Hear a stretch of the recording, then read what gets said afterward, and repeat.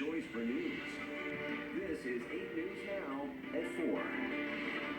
The American Civil Liberties Union of Nevada is filing a lawsuit challenging the state's new education savings program. Nevada lawmakers created the program just this past spring to allow parents to claim the majority of their child's per pupil education funds and then use it toward private schools. It is considered the nation's broadest school choice program. Now, according to the ACLU, the new law violates the Nevada Constitution, which bans using public funds for sectarian purposes. So joining us now to talk about that is the ACLU Nevada Executive Director, Todd Story. Thanks so much for being here. Thank you, Denise.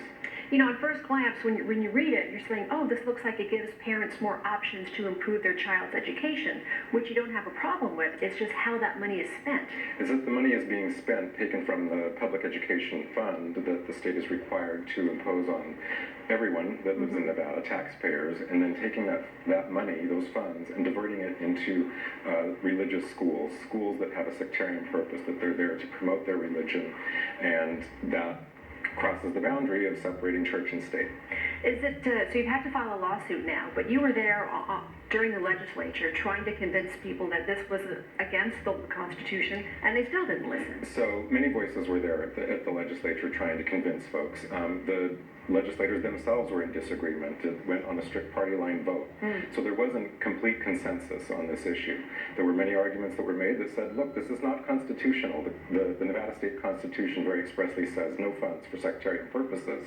And so it's on that basis that we filed this lawsuit today, and that we will follow up with an injunction to stop the program from proceeding, because we think that it needs to be stopped before we get too far down the road and that too many people have gotten involved in it, and it then potentially cannot be pulled back, and the taxpayers will be on the hook for funding this program that we think is completely unconstitutional. Because already at this point, many parents are already applying for those funds to put them in the savings account.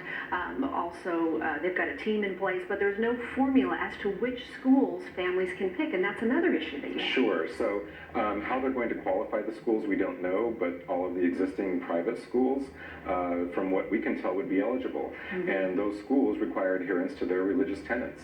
And so essentially what happens is then the money from public taxpayers goes to the public fund to fund education, and then parents would take that money and direct it to the religious school of their choice. Correct. And that's where we have a problem.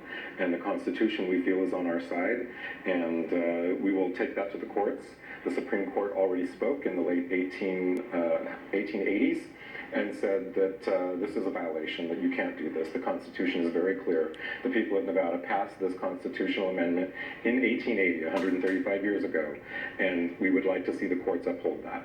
All right, well, it is the beginning of what may be a long process. Thanks so much for coming away. Thank you, Denise. Appreciate it. Paul? All right, Denise, thanks very much. We'll read this statement quickly from the Treasurer's Office administering the issues in court, but we believe that SB280 is clearly aimed at aiding and improving our children's education, whether it be in public or private schools, secular or non-sectarian institutions. The bill's intent is to give parents a choice on how and where their children should be educated. Police arrested a young